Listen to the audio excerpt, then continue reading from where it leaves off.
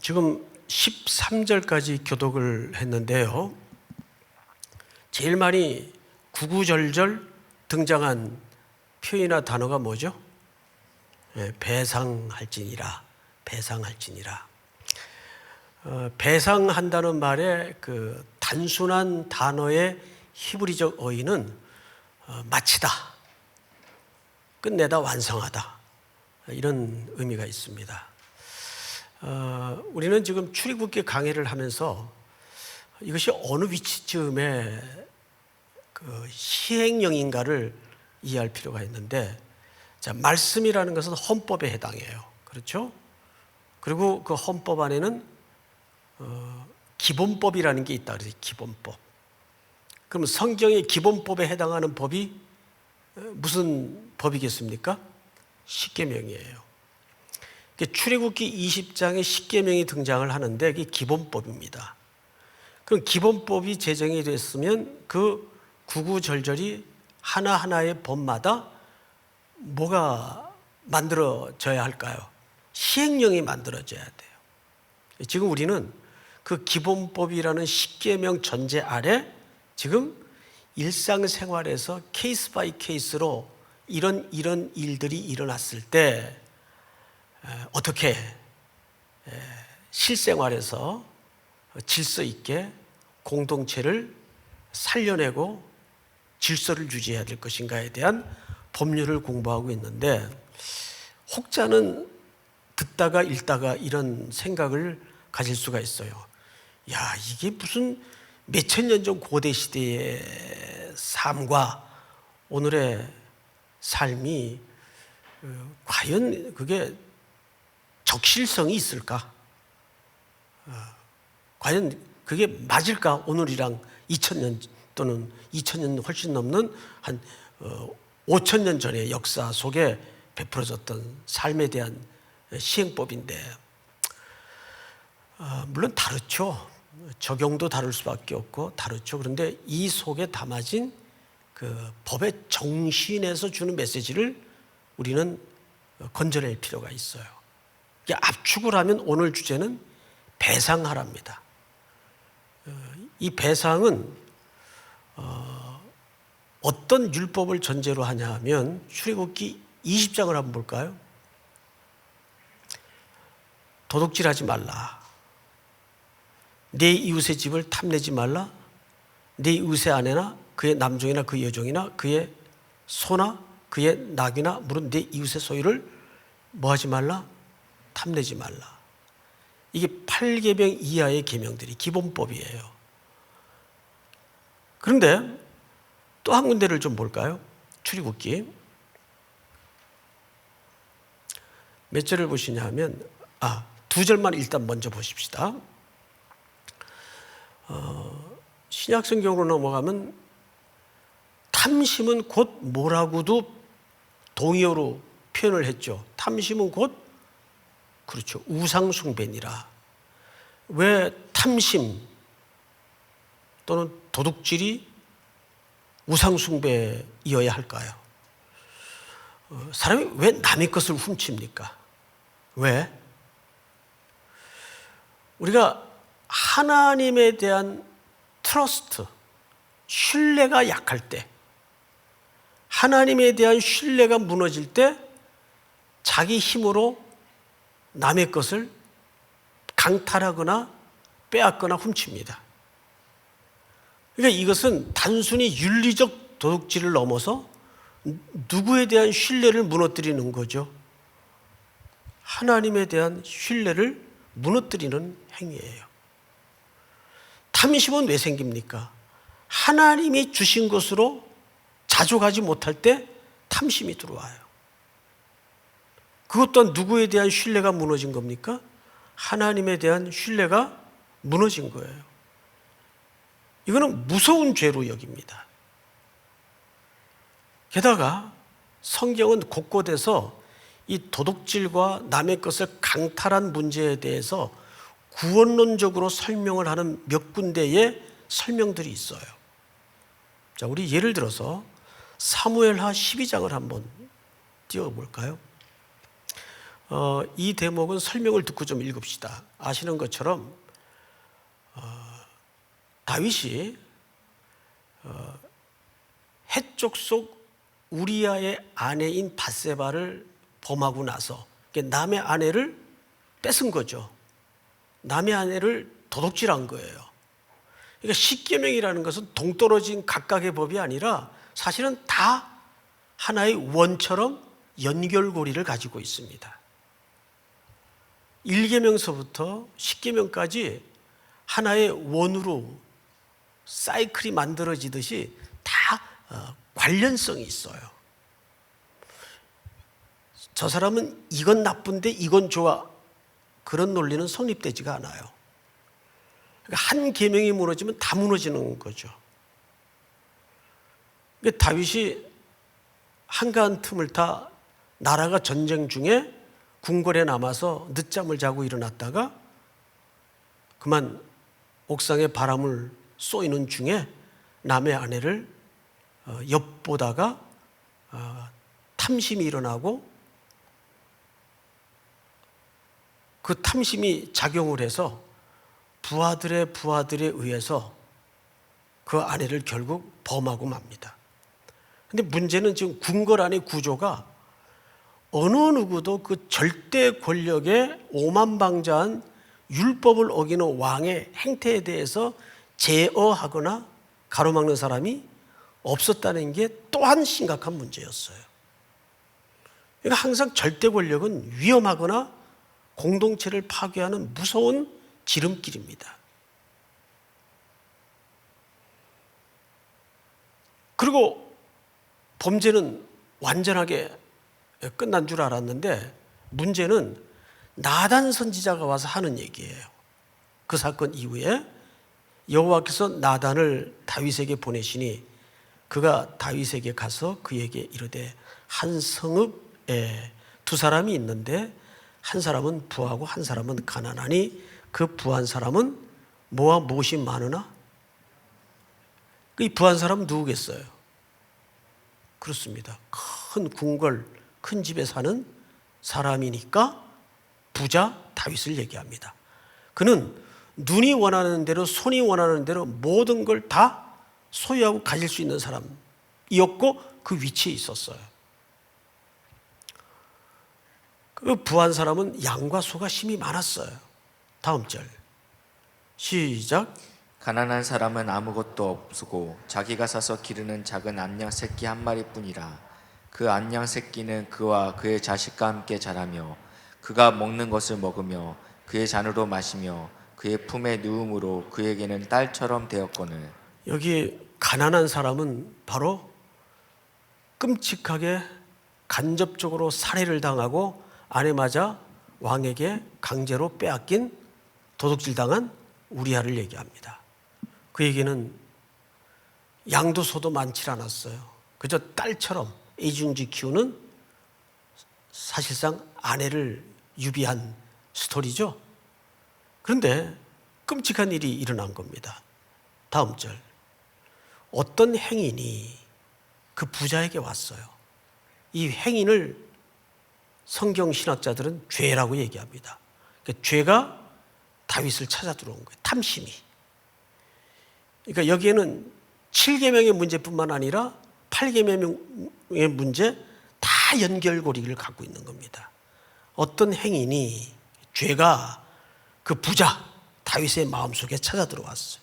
부자가 자기에게 온 행인을 위하여 그 죄를 위해서 자기의 양과 소를 아껴 잡지 아니하고 가난한 사람의 양 새끼를 빼앗아다가 자기에게 온 사람을 위하여 잡았나이다. 참 천인이 공로할 끔찍한 짓을 제일 책임의 자리에 앉았던 왕이 다윗에 의해서 벌어진 거죠. 5절. 다윗이 그 사람으로 말미암아 노하여 나단에게 이르되, 나단이 이제 스토리를 만들어서 다윗에게 이런 일이 있었다면 하고 이제 넌지시 건넨 거죠. 그 왕의 생각은 어떠하십니까? 이렇게 물은 거예요. 그러니까 이게 꿈에도 자기 얘기인 줄 모르고 듣다가 다윗이 그 사람으로 말미암아 노하여 뭐 이랬겠죠. 예? 노하여 나단에게 이르되 여호와의 살아계심을 두고 맹세하노니 이 일을 행한 그 사람은 마땅히 뭐 할지라 죽을 자라. 문제는 이게 위선이 아니었다는 겁니다. 다윗의 진심이었어요. 근데 이 자가 누구인 줄 몰랐을 뿐이죠. 자기인 줄 몰랐을 뿐이에요. 그게 죄예요. 그게 인간의 치명적인 죄입니다. 그게 자기인 줄 몰라요. 그리고 이 말은 진심이에요. 그러자 6절 같이 봅니다. 시작. 그가 불쌍히 여기지 아니하고 이런 일을 행하였으니 그 양새끼를 4배나 갚아 주어야 하리라 한지라. 여기 보시면 오늘 출애굽기 22장 1절에 나오는 율법이 등장을 합니다. 그렇죠? 예. 그가 불쌍히 여기지 아니하고 이런 일을 행하였으니 그 양 새끼를 4배나 갚아 주어야 하리라 한지라. 그러자 나단이 바로 당신입니다. 여기서 다윗은 무너져요. 소리도 못 내고 무너져요. 악소리도 지르지 못하고 완전히 무너져요. 그래서 그가 그 무너짐 속에서 지은 시가 시편 51편입니다. 내가 어머니 태중에서 태어날 때부터 죄악 중에 태어났나이다. 근데 그때 6절을 다시 한번 띄워주세요. 나단 선지자가 한 말이에요. 그가 불쌍히 여기지 아니하고 이런 일을 행하였으니 그 양 새끼를 4배나 갚아 주어야 하리라 한지라. 이것이 나단 선지자의 이야기에 누가 한 얘기예요? 누가 한 얘기예요? 본인이 한 얘기예요. 본인이 4배나 갚아 주어야 하리라. 이게 율법이에요. 이게 다윗은 율법대로면 어떻게 해야 돼요? 율법대로면 그는 4배를 갚아야 돼요. 근데 하나님이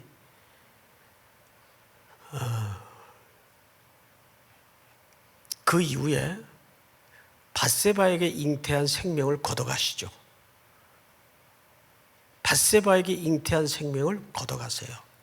용서는 했으나 죄값은 치르게 합니다. 달라요. 용서했다고 죄값을 치르지 않는 게 아니에요.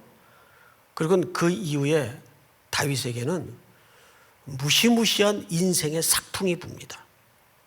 아들에게 배반을 당하고 백주 대낮에 궁궐 지붕에서 아들이 아버지의 첩들과 끔찍한 기행을 벌여요. 그대로 하나님이 다윗의 인생에 끔찍한 삭풍을 불게 만듭니다. 그런데 다윗은 여기서 용서를 받아요. 하나님께로부터 긍휼함을 입습니다. 그런데 그 죄가는 너무 혹독해요. 자, 우리는 여기서 또 하나의 케이스를 보면서 이 말씀을 좀 정리할까 합니다. 과연 배상하라는 말이 무슨 말일까? 배상하라는 말은 우리는 사실상 갚을 수 없어요. 여기 2가지 의미가 있어요. 첫째는 모든 것이 내게 없다는 뜻입니다. 배상하라는 말 속에는 첫째는 어떤 것도 내 것이 없다는 뜻이고, 2번째는 우리는 내 것이 아닐지라도 이웃의 것을 함께 보호하고 귀중히 여기는 이웃사랑에 대한 실천이 있어야 된다는 얘기예요. 그래서 여러분, 미국 같은 경우에는 우리나라도 요즘 그런 이제 시행법들이 점점 만들어져서 나아지고는 있는데, 그 유명한 뉴스죠. 맥도날드 가게 앞에서 눈이 많이 오는 날 어느 사람이 넘어졌어요. 그 맥도날드 회사 앞으로 수를 했어요. 고소를 한 겁니다. 천문학적인 손해배상을 했어요. 오랜 재판 끝에. 그 샘플로 미국 전역뿐만 아니라 맥도날드 가게 앞에는 세계 어디든지 눈이 오든 비가 오든 물기 그리고 눈 깨끗이 치워요. 자기 집 앞에 그 야드라는 의미가 아니라 이웃에 대한 배려를 어떻게 해야 되는가에 대한 혹독한 대가를 지불했기 때문에 이제 우리나라도 자기 집 앞에 쌓인 눈을 안 치웠다가 거기 지나가는 행인이 넘어지면 그 눈을 쓸지 않은 그 집이 배상을 하게 돼 있어요. 법을 찾아보면. 하물며 개이겠습니까? 그러니까 개들도 데리고 나와서 산책을 하는 건 좋은데 사람도 다 쓰고 다니는데 네? 사람도 다 쓰고 다니는데 우리 개는 안 물어요? 이거는 이웃에 대한 도리가 아니에요. 그러니까 이 배상하라는 말 속에는 첫 번째가 구원론적인 메시지가 있어요. 결국 우리의 영원한 배상이 누가 되어주셨습니까? 예수 그리스도가 되어주셨어요. 그 샘플을 한번 확인하고 말씀을 좀 마치도록 하겠습니다. 우리 누가복음 19장을 한번 볼까요? 삭개오의 경우입니다. 예수께서 여리고로 들어가 지나가시더라 이렇게 돼 있죠. 여러분 이 길은 누가복음 18장 30절 31절에 보면 어느 목적지를 향해 가던 길 도중이었는가 하면 예루살렘을 향해 가는 길 도중이었어요. 지금 예수님은 예루살렘에 왜 입성하시죠? 이제 드디어 이제 마지막 순간을 십자가에 우리 죄값을 배상하시기 위해서 오르시는 길이에요. 그런데 제자들, 연도의 백성들은 그 주변에 수많은 환영 인파가 서가지고 뭐라 그랬습니까? 왕이시여, 왕이시여, 호산나, 호산나 흔들었어요. 그러니까 예수님의 목적과 그들의 기대는 일치하지 않았어요. 그들은 예수님이 드디어 오랜 역사 속에 우리가 기다리던 누구로 오신다는 인식을 갖고 있었습니까? 우리를 기근과 경제 환란과 정치적 압제로부터 해방할 메시아의 입성으로 이해를 했어요. 그런데 이 군중 속에 누가 나와 열렬히 이분을 기다리고 있었습니까? 삭개오입니다. 삭개오. 그는 레위 사람이에요. 레위 혈통이에요. 그리고 삭개오라는 이름 자체가 청결한 자, 정결한 자 정도의 의미를 담고 있어요. 아마 부모가 이 자녀를 낳았을 때 그런 인생에 대한 기대를 담고 그렇게 이름을 지었었겠죠. 그런데 누구나 그렇듯이 이름처럼 살지는 못했던 것 같아요. 그는 하필 로마에 부역하는 세리 중에서도 장이 되어서 잘 먹고 잘 살게는 되었는데 그만 그는 그 당시에 사회적 통념 속에는 거지도 유대 거지들도 세리가 주는 돈은 안 받을 정도로 그런 참 뭐라 말할 수 없는 공고한 삶을 살고 있었어요. 근데 그가 지금 이 환영 인파에 끼어 있단 말이에요. 끼어 있는 정도가 아니에요. 예수님을 보고자 열렬히 가슴에 불이 붙은 나머지 어디까지 올라갔어요? 돌감람나무 꼭대기까지 올라갔어요. 여러분, 그러면 사실 상식적으로 볼 때 삭개오는 이렇게 환영 인파에 끼어 있어야 될 사람이에요? 숨거나 여기 안 나와야 될 사람입니까? 안 나와야 될 사람이죠. 그렇죠? 상식선에서. 그런데 이 삭개오의 그 뽕나무까지 올라갈, 뽕나무라고 우리가 보통 얘기하지 않습니까? 이 돌 감람나무 위에까지 올라갈 정도의 그 마음의 기대감은 어떤 호기심, 그 어떤 이상의 상황이었단 말이에요. 단순히 누가 지나가는데 예수라는 사람이 어떤 사람이야? 이런 호기심 때문에 올라간 게 아니란 말이에요. 그런데 다음 절을 볼까요? 그가 예수께서 어떠한 사람인가요? 보고자 하되. 여기에서 어떠한 사람인가 보고자 하되라는 말은 그 원문의 어감을 그대로 살려 표현을 하자면 열렬히 보고자 했다 그 뜻이에요. 열렬히 보고자 하여 키가 작고 사람이 많아 할 수 없어. 그 다음 보세요. 그러면 그만둬야 되는데 4절 시작. 앞으로 달려가서 보기 위하여 볼 무화과 나무에 올라가니 이는 예수께서 그리로 지나가시게 됨이로라. 예, 돌 무화과나무 위에까지 올라가서 예수님을 보기를 열망했어요.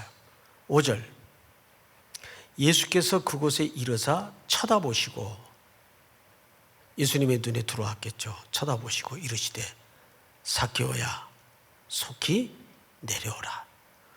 내가 오늘 네 집에 유하여 하겠다 하시니 급히 내려와 즐거워하며 영접하거늘. 여기 어떤 상호간의 대화가 이루어진 게 아니에요. 일방적으로 예수님께서 그를 보자마자 속히 내려오라. 내가 오늘 네 집에 유하여 하겠다. 급히 내려와 즐거워하며 영접했다 그렇게 돼 있어요. 다음 절 무사람이 보고 수군거려 이르되 저가 죄인의 집에 유하러 들어갔다 하더라. 이 당시 이 죄인이라는 사회적 편견은 세리에겐 당연한 구분이었어요. 삭개오가 서서 여짜오되, 이 8절이 굉장히 중요합니다. 주여 보시옵소서. 내 소유의 절반을 가난한 자들에게 주겠사오며 만일 누구의 것을 속여 빼앗은 일이 있으면 몇 갑절이나 갚겠나이다. 여기 네 갑절이 등장을 해요. 오늘 본문의 1절에 해당하는 율법에 근거하죠. 자, 그런데 이 네 갑절은 당시 구약의 율법에도 근거한 내용이지만 당시 쿰란 공동체 SNF파 이론들이 가르치던 계명에 근거하기도 합니다. 자, 다음 절을 볼까요? 예수께서 이르시되 오늘 구원이 이 집에 이르렀으니 이 사람도 아브라함의 자손이미로다. 인자가 온 것은 잃어버린 자를 찾아 구원하려 함이니라. 8절을 다시 한번 돌려주세요. 8절을 잘 보시면 삭개오가 서서 주께 여짜오되 주여 보시옵소서. 내 소유의 절반을 가난한 자들에게 어떻게 하겠사오며 주겠사오며 갚겠나이다. 이렇게 돼 있어요. 주겠사오며 갚겠나이다. 그런데 우리말 번역 성경을 보면 정확하게 미래형으로 돼 있어요. 그런데 헬라 말의 문법 구조 그대로 보면 어떻게 해석을 하는 것이 문맥상 오히려 더 편안한가 하면 주겠사오며가 아니라 주어 왔사오며 그 뜻이에요. 분사형으로 돼 있어요. 현재 분사형. 그러니까 과거서부터 지금까지 주어 왔사오며 이렇게 번역을 해야 맞습니다. 미래형으로도 해석을 하지만 문맥상으로는 주어 왔사오며. 자, 그러면 이게 무슨 얘기가 되냐 하면 삭개오는 이날 예수님 보고 믿었다는 얘기가 아니에요. 그는 어디선가 이미 복음을 접하고 예수님이라는 분에 대한 열망을 가지고 삶을 고쳐가면서 살아오고 있었다는 얘기입니다. 그러니까 큰 해석상의 차이가 드러나죠. 그럼 도대체 그는 그 당시에도 오늘날처럼 SNS가 발달하지 않았더라도 이 세리 네트워킹이라는 게 있어요. 세리 네트워킹이 있어서 다 알아요. 자기네들끼리는. 특별히 이 사람은 누구예요? 장이란 말이에요. 자, 우리 누가복음 3장을 한번 볼까요? 이렇게 되어 있습니다. 앞으로 이미 도끼가 나무 뿌리에 놓였으니 좋은 열매 맺지 아니하는 나무마다 찍혀 불에 던져지리라. 무리가 물어 이르되 그러면 우리가 무엇을 하리이까? 이렇게 되어 있어요. 자, 다음 절. 대답하여 이르되 옷 2벌 있는 자는 옷 없는 자에게 나눠질 것이요 먹을 것이 있는 자도 그렇게 할 것이니라 하고, 다 같이 12절 시작. 세리들도 세례를 받고자 하여 와서 이르되 선생이여 우리는 무엇을 하리이까 하매. 네.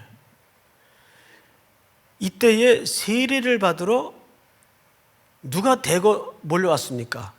세리에게 귀속된 군인들과, 로마 군인들이 아니에요. 세리에게 세금을 걷기 위해서 개인적으로 고용된 군인들과 세리들이 대거 그 영적인 허기 때문에 요단강에 세례 요한의 메시지를 듣기 위해서 왔다가 세례를 받게 됩니다. 이때 세리들도 세례를 받고자 하여 와서 이르되 선생이여 우리는 무엇을 하리이까 하매. 여기서 복음을 듣고 나서 세리들은 많이 그리스도께로 돌아오게 됩니다. 그리고 오늘 누가복음 19장에 등장하는 이 삭개오라는 세리도 그 이후로부터 삶을 고쳐요. 바꿔요. 그러니까 뭐가 중요한 차이인가 하면은 구약의 율법은 이렇게 하면 죽이거나 배상해야 돼요. 배상할 것이 없으면 몸으로라도 종살이를 해서라도 배상을 해야 돼요. 배상이라는 말 속에는 완성하다, 끝마치다 이런 의미를 담고 있습니다. 근데 우리는 우리 것이, 우리 소유가 본래 없는 존재이기 때문에 사실상 실질적인 배상을 할 수 있는 위치나 존재가 안 돼요. 특별히 우리의 영적인 죄인 죄값에 대해서는 더더욱 마찬가지입니다. 다윗이 그 경우죠. 그래서 다윗이 죽어야 되는데 하나님은 그 태중의 생명을 데려감으로써 죄값을 지불하게 만들어요. 그리고 그 다윗의 통곡의 고통 속에서 오실 그리스도를 바라보게 되고 예수 그리스도는 실질적으로 십자가 위에 온전한 배상을 이루심으로써 우리 죄값을 완전히 지불하셨어요. 그러니까 삭개오가 다른 건 뭐냐 하면 그렇게 구원이 자기에게 임하고 나서 그 이후의 삶이 어떻게 됐다는 얘기입니까? 그 은혜를 배상하는 삶을 살아왔다는 얘기예요. 그러니까 오늘 삭개오의 집에서는 그 구원이 확인된 순간이지 이 순간 구원이 이루어진 건 아니에요. 저는 오늘 다윗과 삭개오의 경우를 통해서 우리는 어떤 삶을 살아야 되냐 하면 사실 근본적으로 그리스도인의 삶은 배상하는 삶을 살아야 돼요. 나 빚진 거 없는데 아니요. 우리는 갚을 수 없는 빚을 졌잖아요. 1만 달란트의 빚을 진 존재 아니에요. 우리가 제가 이제 종종 그런 표현을 쓰죠. 돕는다는 표현을 우리는 쓸 수가 없다. 돕는 게 아니라 뭐 할 뿐이다? 나눌 뿐이다. 내게 있어야 돕죠. 내게 없어요, 우리는. 다 맡은 것이고 받은 것이에요. 이게 철저히 청직이란 말이에요. 맡은 것이고 받은 것이기 때문에 나누는 것이고 관리하는 것뿐이에요. 믿습니까, 여러분?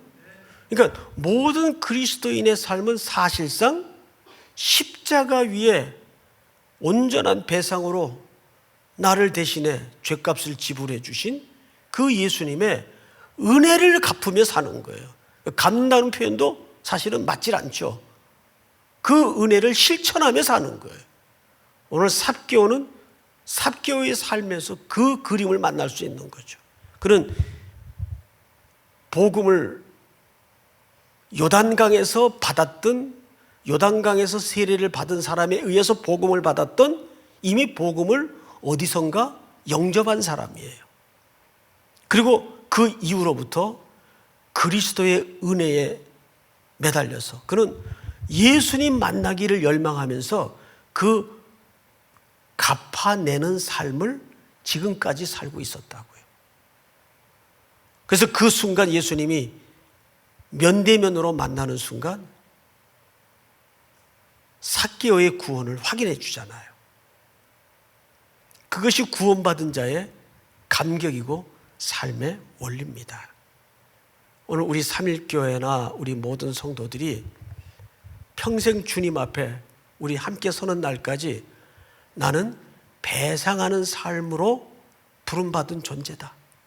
그 은혜를 갚으며 사는 것이, 은혜를 베풀며 실천하며 사는 것이 배상하는 삶이다. 이 사실을 기억하면서 우리의 은사, 우리의 시간, 우리의 물질, 우리의 헌신까지도 배상하는 삶이 이루어지기를 주님의 이름으로 축원하고 축복합니다. 우리 찬송 하나 드리죠. 144장. 우리 싱어들 앞에 나오셔서 같이 찬양 좀. 이거 주로 우리 성찬식 때만 자주 부르던 찬송인데, 예수 나를 위하여 십자가를 질 때 세상 죄를 지시고 고쳐 당하셨네.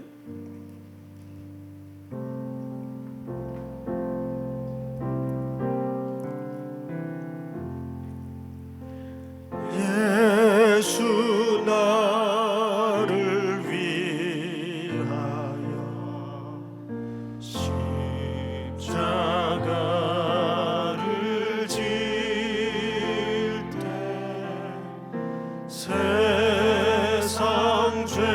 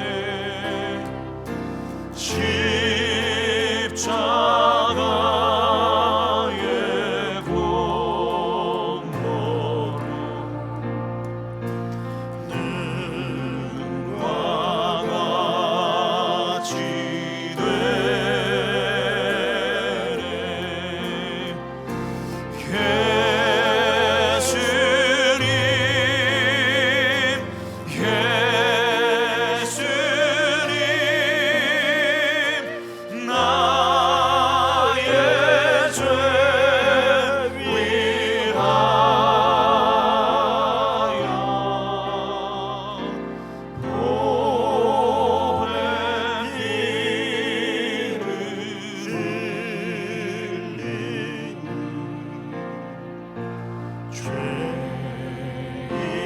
받으소서.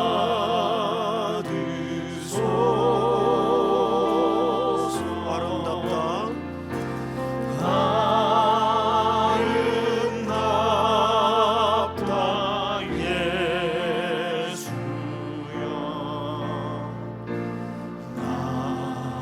나의 종인 친구 예수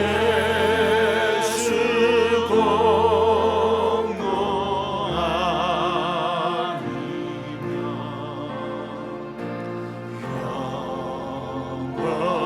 영원 받네.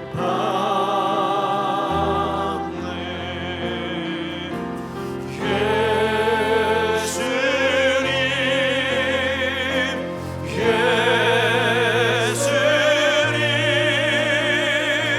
나의 죄 위하여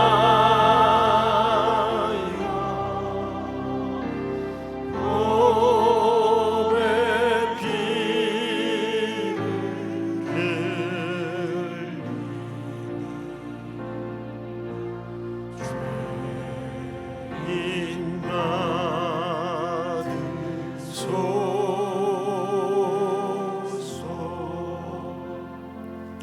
여러분들과 함께 두 가지 제목을 놓고 기도하기를 원합니다. 출애굽기의 이 율법은 당연히 그 시대에는 실생활에 대한 시행령이었지만 수천 년의 역사를 넘어서 오늘 우리들에게 주시는 메시지는 그리스도께서 우리 죄값의 배상이 되어 주셨다는 사실을 소개하고 있습니다. 다윗은 용서받을 수 없는 죄악을 저질렀지만 하나님께서 그를 자비롭게 여기셨습니다. 그러나 죄값을 받으셨어요. 그런데 그것이 먼 훗날 이 땅에 육신의 몸을 입고 오신 하나님의 아들 예수 그리스도께서 십자가에 배상이 되어 주실 줄이야 누가 알았겠습니까? 삭개오처럼 우리는 복음을 받은 자라면, 그리스도를 만난 자라면 이제는 그 배상의 은혜를 베풀고 실천하며 평생토록 우리는 이 땅의 억울함과 공고함과 비통함을 위해서 그런 삶의 현장이라면 어디든지 우리는 배상의 삶을 살아가면서 복음을, 그리스도의 사랑을 드러내야 될 마땅한 책무가 있습니다. 우리 삼일교회가 또 내 남은 순례의 길이 그런 삶을 다름질하게 하여 주시옵소서. 우리는 너무 내 건데, 아니요, 우리 것 없습니다. 주님의 것입니다.